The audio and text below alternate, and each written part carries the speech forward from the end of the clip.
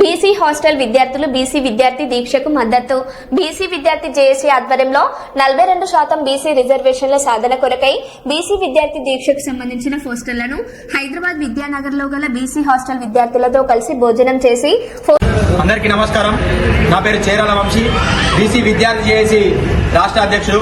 ఏదైతే 42% reservation సాధనకై November 4వ తేదీ నుంచి నవంబర్ 8వ తారీఖు వరకు బీసీ విద్యార్థి దీక్షను ఉస్మానియా యూనివర్సిటీ ఆర్ట్స్ కాలేజ్ ఆవరణంలో నిర్వహించడం జరుగుతుంది.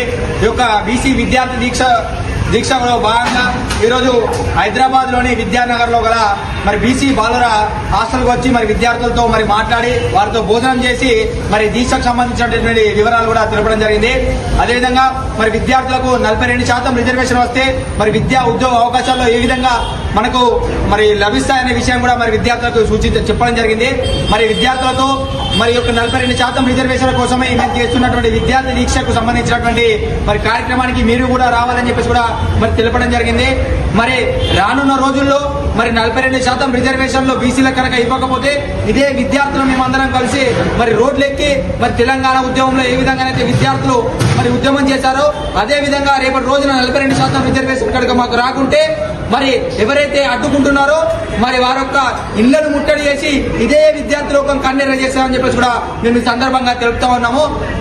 42% రిజర్వేషన్ సాధన కొరకై ఉస్మానియా యూనివర్సిటీలో ఏర్పాటు చేసే విద్యార్థి దిశకు రాష్ట్రంలో ఉన్నటువంటి సంపన్న వర్గాలు, సంపన్న కులాలు, మతదారులు ప్రతి ఒక్కరు కూడా వీచేసి యొక్క కార్యక్రమాన్ని విజయవంతం చేయవలసిందిగా కోరుచున్నాము. నాతో పాటు ఈ కార్యక్రమానికి వీచేసినటువంటి బీసీ విద్యార్థి చేసి రాష్ట్ర అధికార ప్రతినిధి నూకల మది గారికి ధన్యవాదాలు కూడా తెలుపుతా ఉన్నాను. ఈ కార్యక్రమానికి వీచేసినటువంటి విద్యార్థి సంఘ నాయకులకు, విద్యార్థులకి మరొకసారి ధన్యవాదాలు తెలుపుతా ఉన్నాను.